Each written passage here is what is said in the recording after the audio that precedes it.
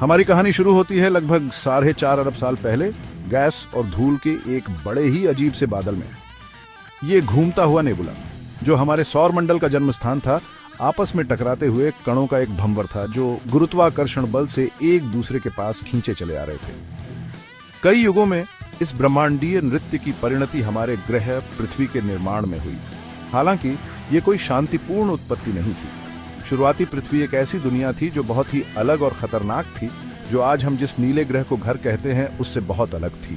शांत ओशनों और हरे भरे महाद्वीपों के बजाय शुरुआती पृथ्वी, जिसे हम हेडियन पृथ्वी भी कहते हैं, एक गर्मागर्म और पिघले हुए सतह का राज्य था। क्षुद्र प्लैनेटों और धूमकेतुओं के लगातार होने वाले हमलों ने, जो हमारे सौर मंडल के निर्माण से बचे हुए थे, ऐसी ऊर्जा को मुक्त किया जिसकी हम कल्पना भी नहीं कर सकते, जिसने ग्रह को लगातार उथल पुथल की स्थिति में रखा।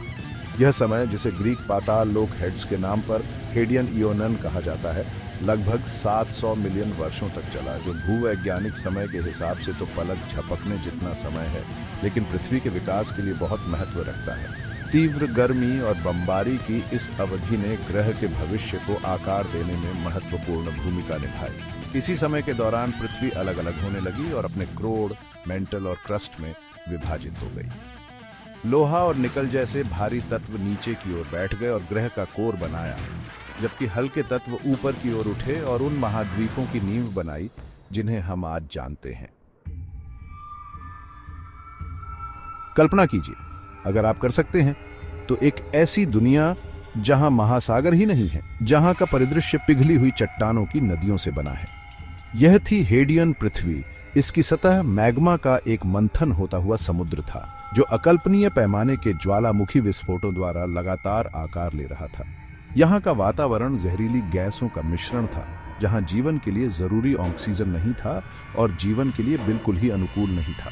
फिर भी इस प्रतीत होने वाले दुर्गम बाहरी हिस्से के नीचे हमारे ग्रह के भविष्य के बीज बोए जा रहे थे। लगातार होने वाली बमबारी विनाशकारी तो थी, लेकिन इसने युवा पृथ्वी के लिए महत्वपूर्ण तत्व भी प्रदान किए।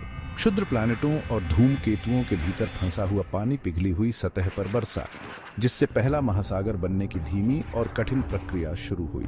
हालांकि ये शुरुआती महासागर पानी के उन शांत स्रोतों से कोसों दूर थे जिन्हें हम आज जानते हैं।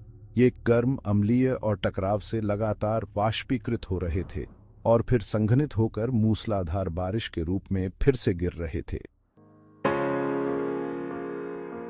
हेडियन इयोनन के रहस्यों का अनावरण करना एक बहुत बड़ा काम है।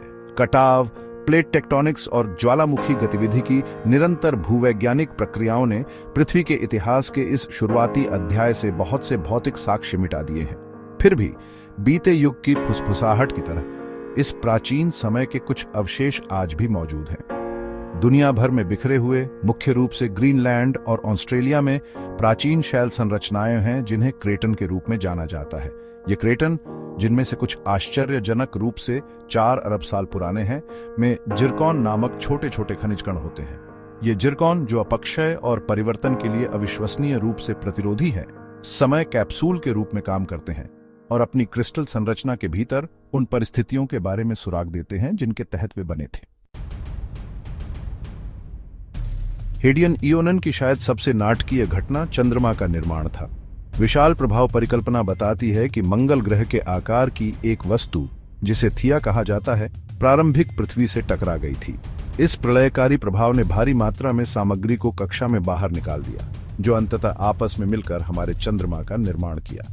इस परिकल्पना के प्रमाण विभिन्न स्रोतों से मिलते हैं, जिसमें चंद्रमा की संरचना भी शामिल है, जो पृथ्वी के मेंटल के समान है, और इसकी कक्षीय विशेषताएं भी शामिल हैं। इस प्रभाव के युवा पृथ्वी पर गंभीर परिणाम हुए होंगे। इसकी सतह को और अधिक बदल दिया होगा और संभावित रूप से इसके वायुमंडल और ओशनों के विकास को प्रभावित किया होगा।